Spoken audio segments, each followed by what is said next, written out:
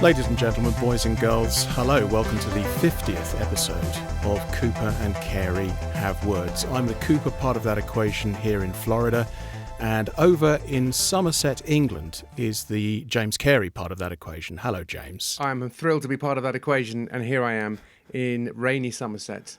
Thank you for having me. It's very rainy here as well. Good. That makes you feel better. It does, yeah. When people say, if it's any consolation, it's never really ever followed by anything that actually is any consolation. A genuine consolation. Yeah. In fact, I nearly said that to somebody the other day. I nearly said, well, if it's any consolation, I'm not being paid either, or something like that. And I just thought, that will just make them angry. If it's any consolation, I broke my leg as well. Yeah. But, yeah.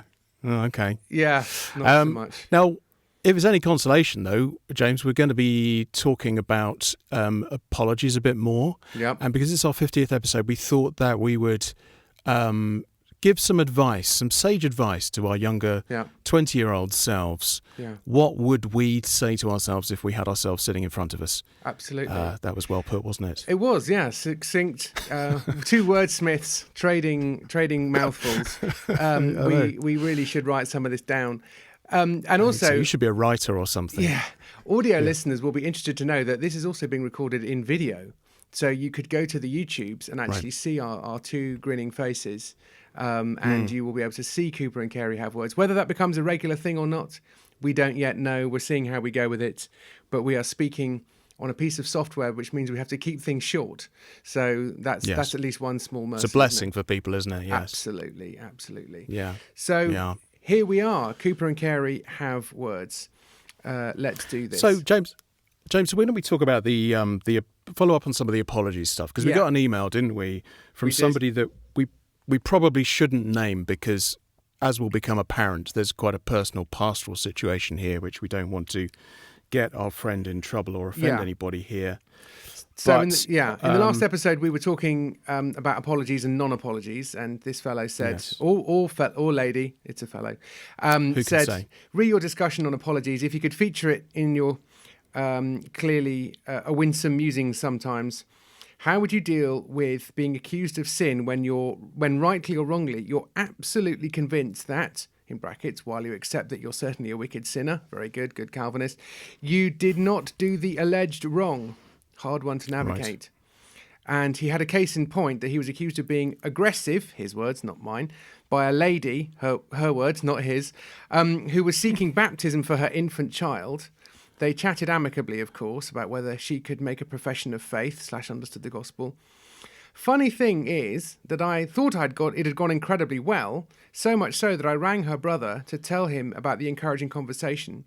I was spectacularly wrong, which I discovered the next day when her father rang me incensed by his daughter's report that I had been aggressive with her. I have to accept that this was how she felt, yet I don't really think I did anything remotely wrong, either in what I said or how I said it. In my opinion, all I got wrong was thinking how well it had gone, which I accept is somewhat alarming. Right. Well, so Uncle Barry, agony uncle. Yeah. What do you make of that? Gather round, children. I think I would say to Alistair that I think you're right. You are obviously not in control of whether you offend somebody or not. The fact that somebody is offended does not in itself mean that you've committed a sin.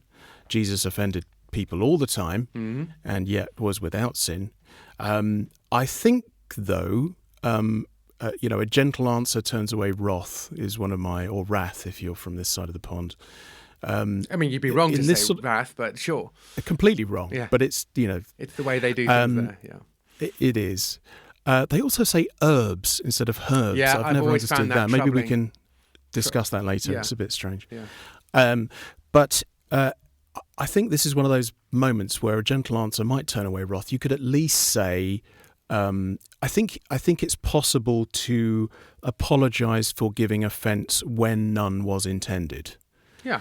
So I think you might say to the person, hey, listen, I am really sorry that this person was offended. That was not my intention at all. That was not the way I read it.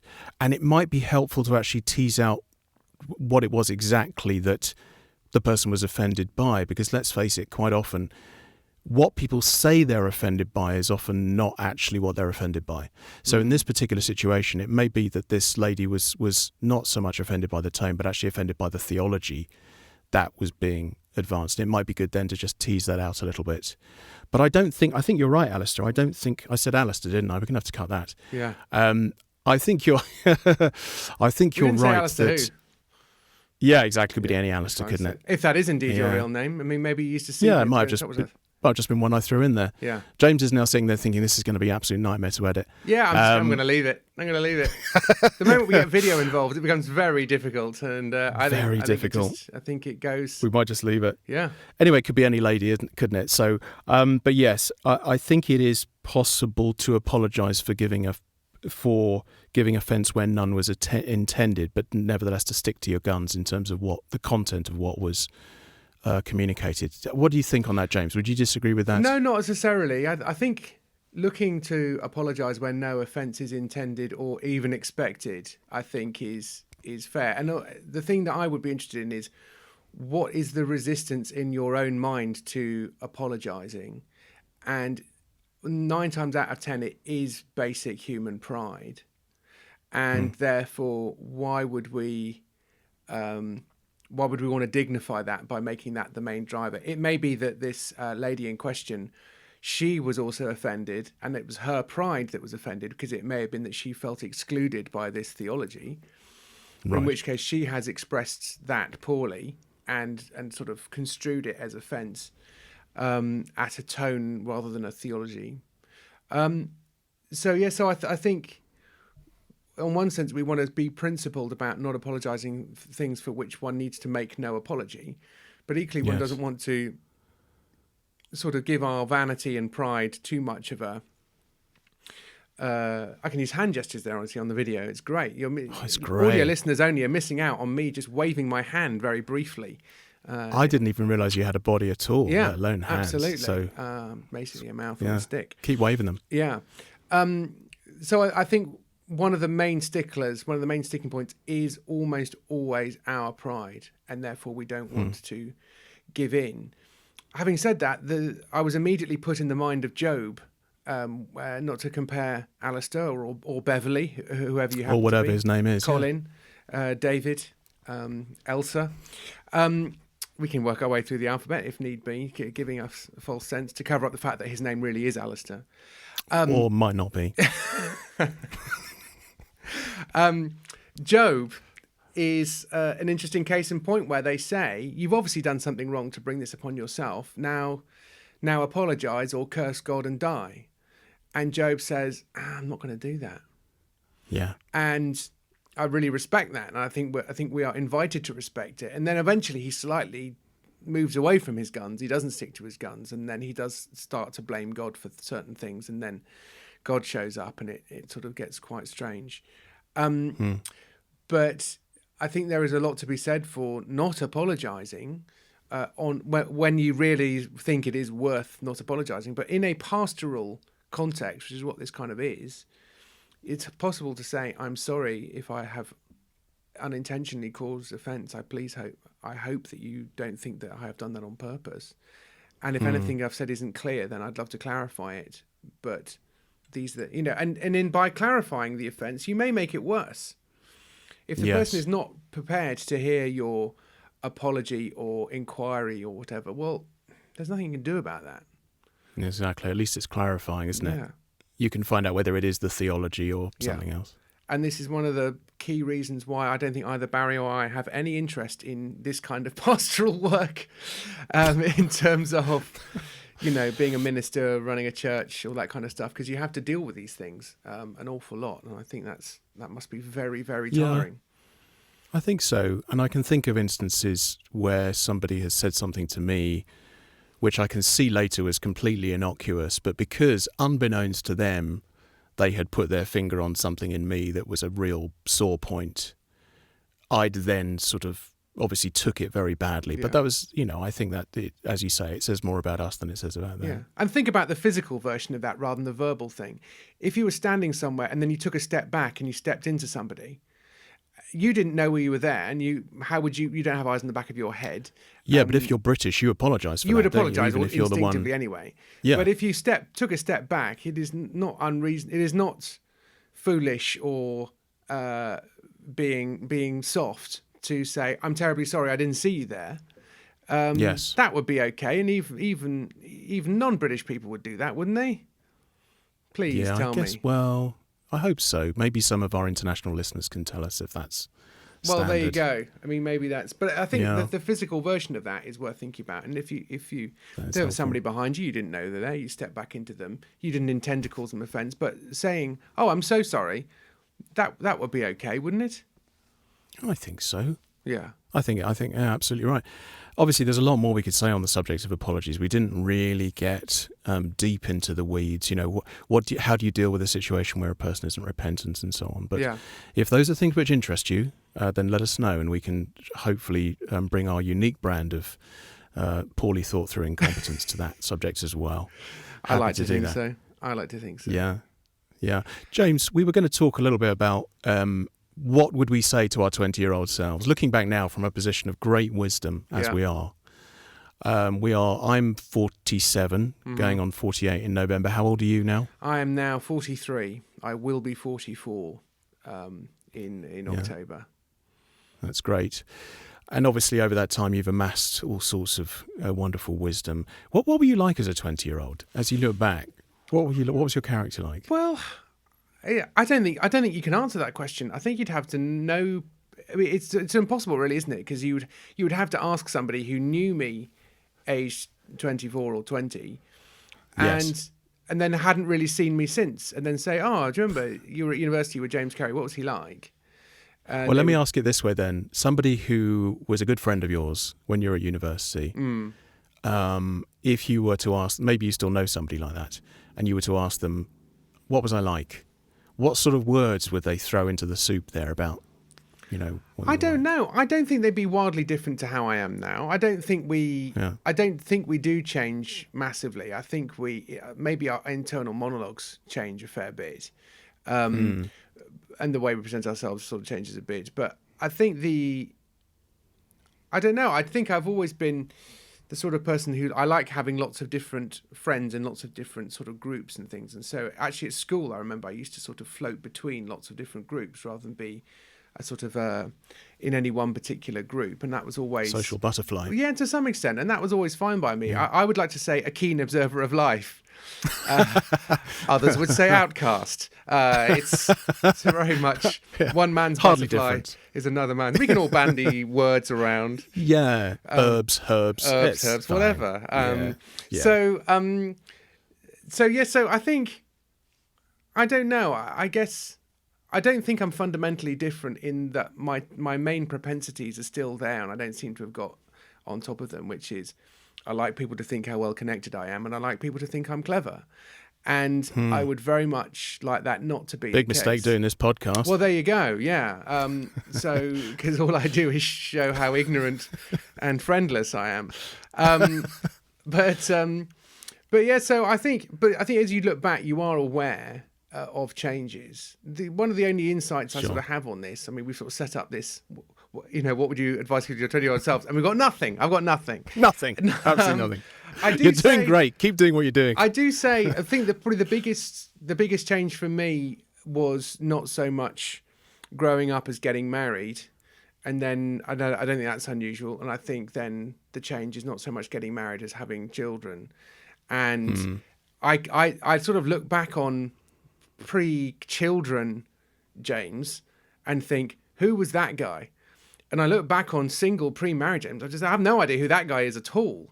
This was a guy who was able to start playing Civilization, the computer game, at midnight and play it till 5 a.m. and no one cared. Those are the days, eh? Yeah, and it's like, well, I do my work. And so therefore you do sort of please yourself an awful lot.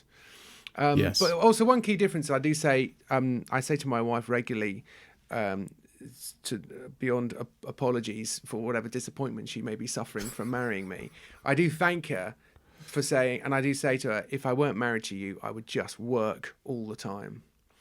And Yes. I just do think that that's a real propensity of mine. I wish I learned how to relax, and I still haven't cracked that. So in a way, I think all The my civilization thing, did civilization not help you to relax? Well, it does, but it is absorbing and sort of used to steal my time in 4-hour chunks. At points when I should have been, I should have been sleeping, Working or sleeping. Well, yes. sleeping actually, because lack of work is not a problem for me. I work all the time. And the only thing recently, that's another major fault line between the two of us, but maybe we'll return to that. Well, I don't know. I think it tends to be the people who don't think, who aren't actually lazy, think they're lazy because they have a higher bar. I don't know if there's anything in that, but I think I'm lazy. No, I'm lazy. I really think I am, really. Well, but that's partly what's so lovely about our friendship is that I stand next to you and I go, "Oh, that's what proper industry looks like." You know, so it's actually quite helpful. I don't think that's necessarily true. I do make a lot of podcasts. That is true. You have called me rightly polyamorous, which I think is that's your lifestyle. A fine term for a lifestyle choice. There's another one about Mormonism as well, which I haven't even mentioned on this podcast yet, but I'll maybe mention that at the end. So in a way, I would sort of go back to my 20-year-old self and say, read the Bible and pray. There are some books that I would sort of urge myself to read slightly earlier, like called A Spiritual Reformation, which I read fairly early. I think I read that soonish after university. Don Carson, that is. But I wonder if we do have this kind of, to what extent do we look back on ourselves and think, if only, and to what extent would you just go back on yourself and just go, if I had wisdom from a 43-year-old me, I probably wouldn't have listened anyway. Yes, I think that's right. I do think if we were to, and again, maybe this is my Calvinism showing, but I think given the circumstances that we were in as 20-year-olds, the very particular set of circumstances and inward circumstances, character traits and so on, I just don't see me doing anything different. And like you say, if I sort of turn up Doctor Who style as a 47-year-old and say, like, don't do that, I'd be like, yeah, whatever, Grandad, you know. I guess also there are very few things. I don't think I did anything that I really deeply regret, other than individual sins and things I might have said or things I thought or things I looked at on the internet. Major difference number 2. Okay, I'm just mentally chalking these up. Okay. So, I mean, I think all this shows is just how bad I am at self-reflection. And I tend to give myself a bit of an easy ride. I am aware that I don't appear as someone troubled by self-doubt. Because I am sort of happy to speak to a room full of people, and it doesn't worry me particularly, and it's never worried me. And I can't account for that. But is that because you've managed to subdue the idol of approval, or is that because there's something broken in your brain? What's going on there? Wow, yeah, that's a good question. I think I don't require the kind of approval that lots of other people seem to require.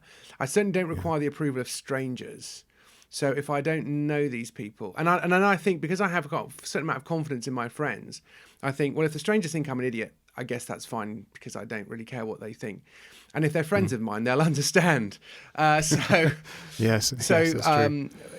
I should probably be more interested in God's opinion rather than the opinion of others, but maybe that doesn't trouble me enough either. But I look back and I realise that I made a couple of very wise decisions that I can't account for, which is after university I didn't get a paid job because I failed to get one. I applied to get them and I didn't get them.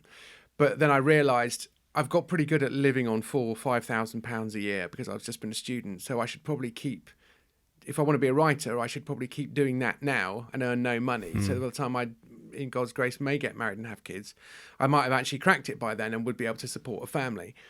So necessity was the mother of invention for you. It was like, okay, this is sink or swim. I have to. Yeah, I think so. And I think I just happened to realise that getting a job, I could have tried harder to get a salary job. And I think that would have been a mistake. And I think it would have made you flabby and complacent. Yes, I think it just would have made it too hard to give up. And so I think lots of people, I get so tired just writing, the idea when I'm giving advice to people on writing on one of my other podcasts, Sitcom Geeks, I'm aware that people are going to work, doing a hard day's work and coming home and then writing. And I just think, blimey, that's so hard. You've got to really want to do it. And therefore you kind of don't want to overload people with notes and expectations and all this kind of advice. Yeah. So there is my lack of troubling introspection, despite the fact that I was the one that suggested this as a topic to talk about. But I'd be interested to hear what you think, Barry, about yourself and what you would have gone back to the 20-year-old yourself who would have not listened. Yeah. Well, it's interesting what you said about you think that character is something that is, there is a sort of it's fairly consistent. It's almost like letters in a stick of rock. They just run through our entire lives. Sorry, that's a reference that American people won't get. But anyway,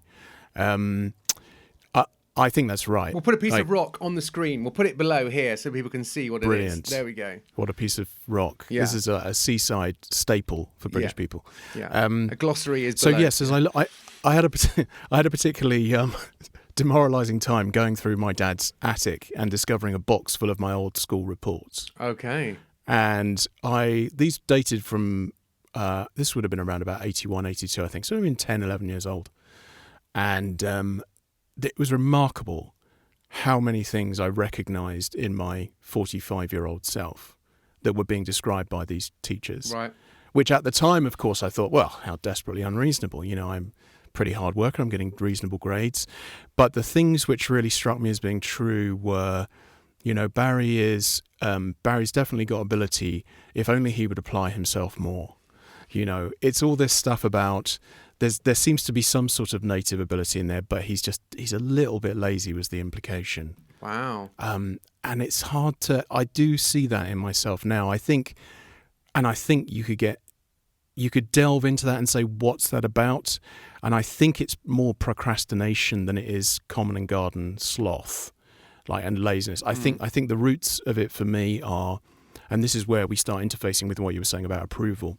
I think approval's always been a big issue for me, and therefore the reason that I didn't work as hard as I did was, and this is still true sometimes, if I do something, if I create a piece of work, like this podcast, for example, then certainly a piece of there's something.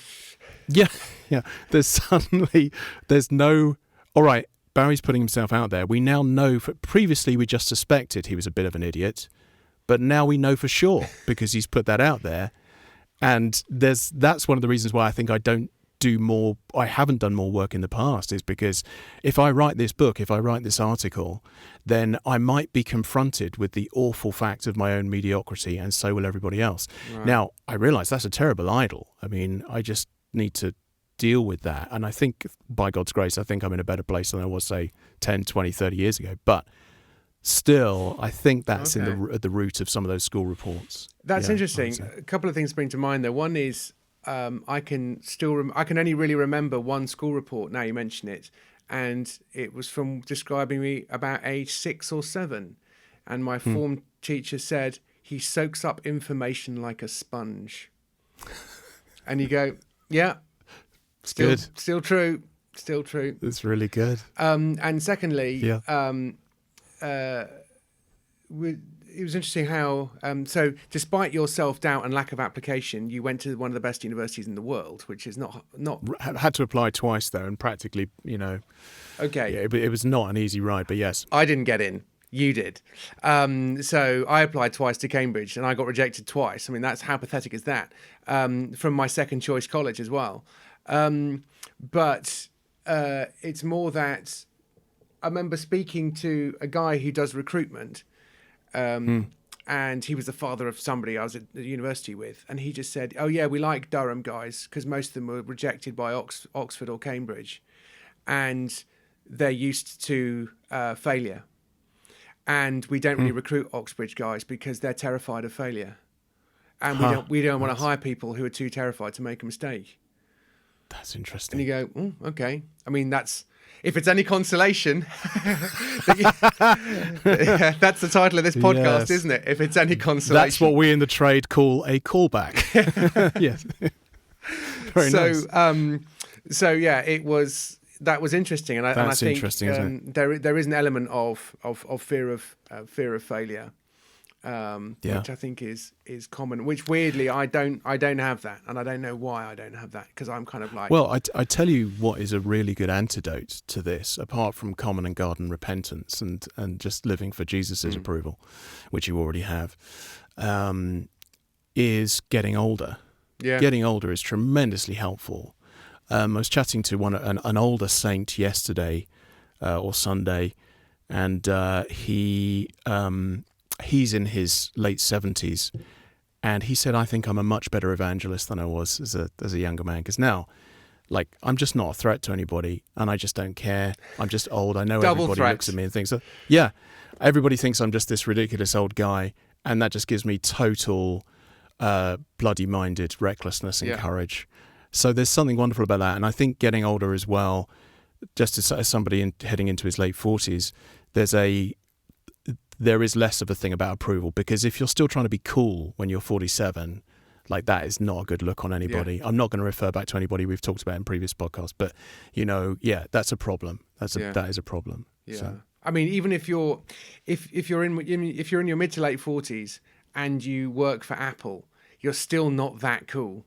Even if you're one of those guys on that stage, and even if your name is Johnny Q or whatever implausibly cool name that he has, it's just like, he's still not that cool though, is he? No, he's not. You know what I mean? He's not. He's not. He's developing a bit of a gut. Absolutely, yeah. It's not. But we should apologise for that. It's his appearance. We should. You see? Yeah. Apologise. You've apologised to Johnny Q. Yeah, sorry, Johnny. Yeah. Right. Yeah. We're just making a habit of this. This is just going to become the apology podcast Absolutely. now. Every week we come on and apologise for 40 minutes. Inadvertently comment on someone's appearance and then apologise. I know. But I know. So that's interesting.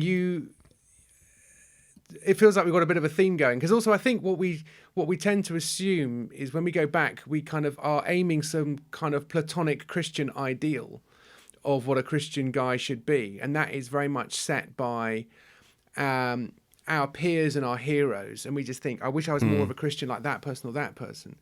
And I think it takes a lot to realise that God isn't calling you to be a Christian like that person or that person. He's calling you to be a Christian like you, with your gifts, your abilities, your talents, your opportunities to serve, and to he's made you in his image, but he's not made us all in each other's images. We all look slightly different. We're a slightly different image. We're all snowflakes. No two are the same. Oh, bad example. That's beautiful, James. What a lovely image. Yeah, I've just called us snowflakes. But it's more that I think you just kind of realise that you have to relax a bit into who you are and to work with it, maybe, rather than work against it. Yes, I think that's exactly right. You are the only you. Don't deprive the world of the only you that's ever been made. All that kind of stuff. Yes. And stop trying. There's something in that. Yeah, and stop trying to be good at the things that you admire, which you aren't necessarily called to be good at. Or don't try and. Yeah. Whenever I go and if I go and see a play, I immediately just think, well, I could have done that. I should go and write a play. So it's like, no, don't. Yeah. That's not a good enough reason to write a play. If you think you're being called to write a play, then do that. But don't write it because you just saw one, you admire the ability, or you think you can do better, and then go off and do one. That's not.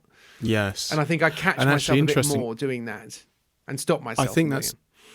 Yes, and that's interesting, because I've noticed another pattern in my life as I look back, which is that I've tried to do too many things in a way. I think I've spread myself quite thinly, because I'm like, oh, I should do that, or I could try that. I reckon I could do a good job on that. And you end up, it's okay, obviously, to sort of diversify, blah, blah, blah, blah.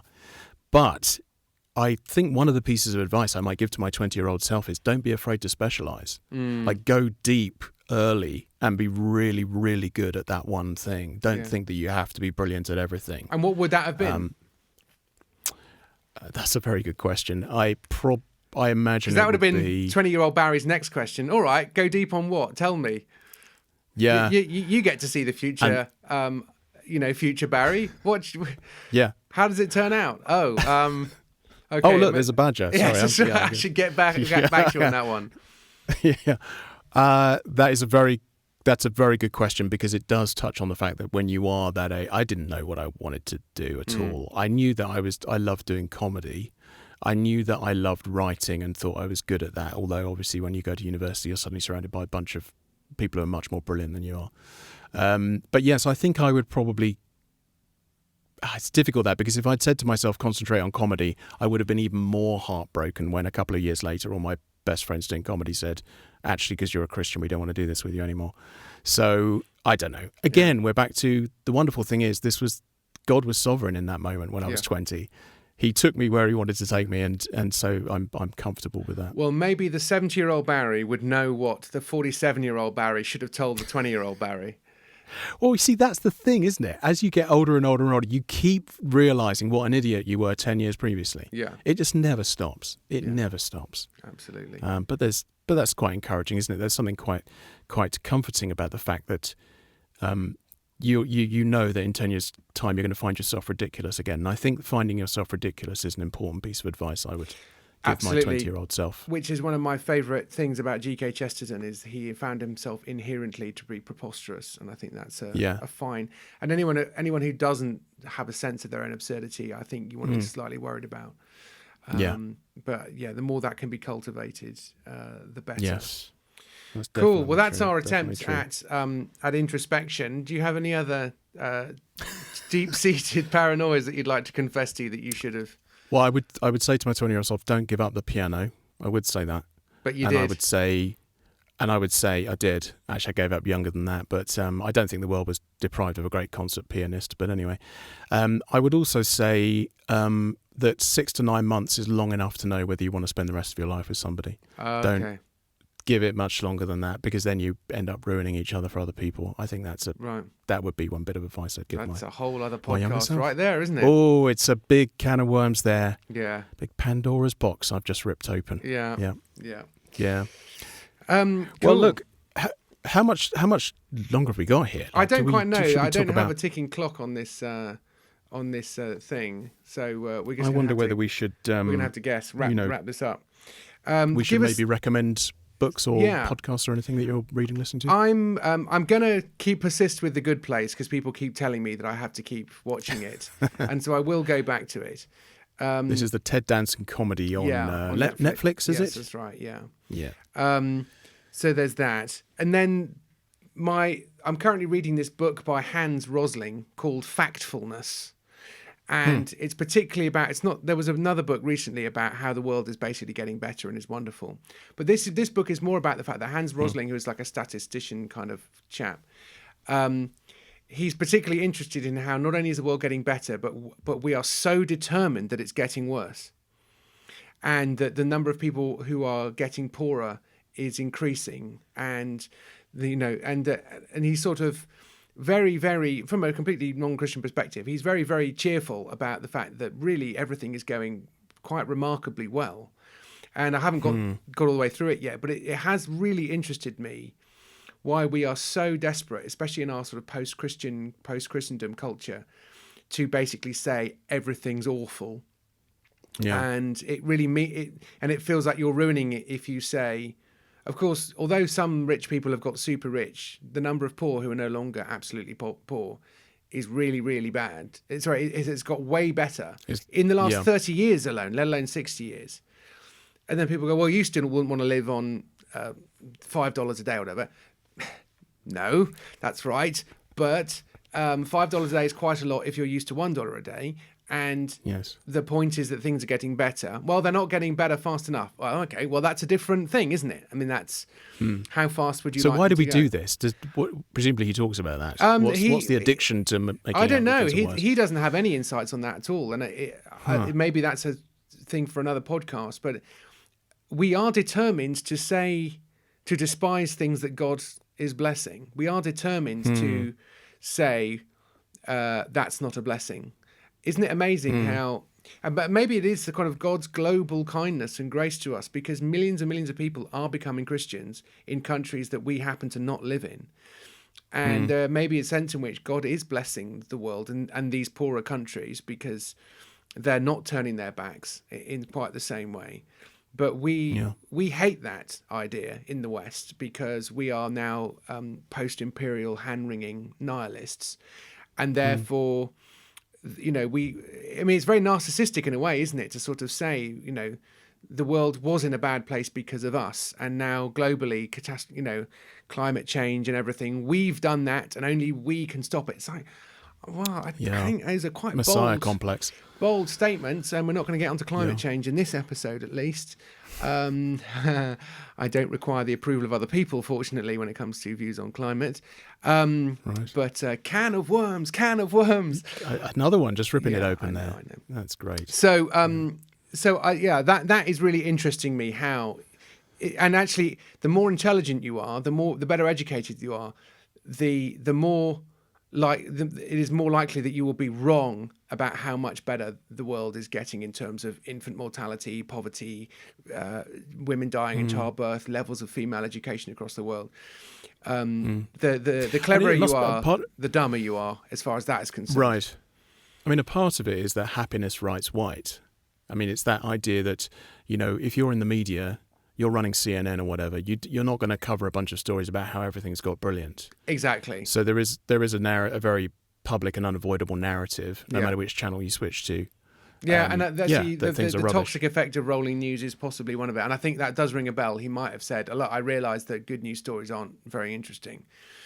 But there's something psychological about us that we have to kind of catastrophize in some way, and I don't. Yes. And I don't think. Plus, that's there's healthy. the nostalgia thing, right? I mean, as we get older, there's even a proverb about this, isn't it? About the idiocy of looking back to the old days and saying, "Oh, it was better back then." Yeah, when we were 20. It's just a thing. Yeah, I know. Get on it. Actually, I think we were saying the reverse. We were so much worse then. But so that's my sounds like an interesting book. Yeah, no, it's interesting. And a friend sent to me by my friend Richard Dreyer very kindly. He was enjoying it, and he just ordered it for me on Amazon and sent it to me and just said, "Here you go, you should read this." So he was an old mate who did know me when I was 20. So I should email him and ask him. And he's still sending you free books. Absolutely. That's a good sign. He's a fine man. That's a good sign. What are you reading, watching? Yeah, well, I would recommend just a couple of books. One is it's called Seeing Green, Don't Let Envy Colour Your Joy, which is by Tilly Dillehay. Great. Really good. Absolutely hooked from the first few pages. She writes really insightfully, really acutely. And it's a little bit it's very unnerving because, first of all, she's brutally honest about her own envy of her sisters, which is painful to read. But then also it's like she turns over this rock of your own soul, and there's all sorts of horrible things that you see scuttling into the dark. So it's really good. She's got a Puritan's ability to sort of forensically put the finger on, okay, you guys are much more messed up than you thought, So it's really, really, really helpful. The other one is Renovation of the Heart by Dallas Willard, which is one I've got to quite late. But that's well worth a read. How do we make the connection between head and heart and actually not just know things about God, but actually be transformed? So that's very good. And in terms of something I'm watching, what am I watching right now? Oh, I'll tell you what I'm listening to. I think you listened to this as well. It was very, very good. Is a podcast called This Cultural Moment. Yes. Have you listened? Yeah. I might even recommend it. But someone recommended it to me. Yeah. Really good. It's really good and worth reading. So that's a couple of guys. John Mark Corner of Bridgetown Church in Portland, and then there's Mark Sayers of Red Church in Melbourne, Australia. Pretty unpretentious, just enjoyable chats to listen to. I wouldn't go that far. Pretty unpretentious. As in... Do you think it's a bit pretentious? No. I'm doing a disservice. It is really good, and it isn't pretentious, but it sounds like it's made from a hipster in Portland, because it is to some extent. It's like... It's so... Sure. It's very Portland, but I think in a really refreshing kind of way, in which sort of sees the flaws within that kind of hipster paradise that true. Seems to be going on. And also they have got a very kind of trendy electronic theme tune as well, haven't they? Have you noticed? Yeah, I just feel sorry which is just unforgivable when people do that. No one needs to do that. It's just pathetic. It's trying to be cool when you're that age. Get over it. Sad. But that's highly recommended, This Cultural Moment. Yeah, right. But that's it. That's all I got. That's great. Well, I think Sorry, 20-year-old me. I'm just going to have to let you keep fine. making all those mistakes. But we can enjoy our 50th episode. We can raise a fictional glass or raise a bat towards the pavilion. There you go. There's another cricket term. When you score 50 in a cricket match, it's people tend to applaud, and then you sort of wave your bat in the air. So that's what I feel like I'm doing. We've got to 50. Just waving a bat. Raise a bat. Very good. What would you do at 50, Barry? Have a lie down, probably. Well, you can go and do that now. Good. And we Thanks for joining us, everybody. Absolutely, thank you. You can email us 50 apps. cooperandcarey@gmail.com. Carey spelled Cary. We're on the tweets, Cooper and Carey. We're on the Book of Face, Cooper and Carey on Facebook. And it looks like we're on YouTube now, doesn't it? Apparently so. And I do promise you, if you have watched this and thought, it looks like Barry's sitting in a broom cupboard. He is sitting in a broom cupboard, effectively. And he is currently trying to renovate his study and make it more of a studio so it doesn't look quite so ridiculous. If we do any more of these videos, which, let's face it, I doubt there'll be a huge clamour, but it's nice to know. Well, there might be. Yeah, Our listener base is growing steadily, and we're very grateful for all of these who listen, especially those of you who've recently joined us and are currently trawling their way back through our back catalogue. Bless you. Bless you. Thank you for doing that. Thanks very much for listening, and we'll speak to you next time. Bye-bye. See you guys. Bye.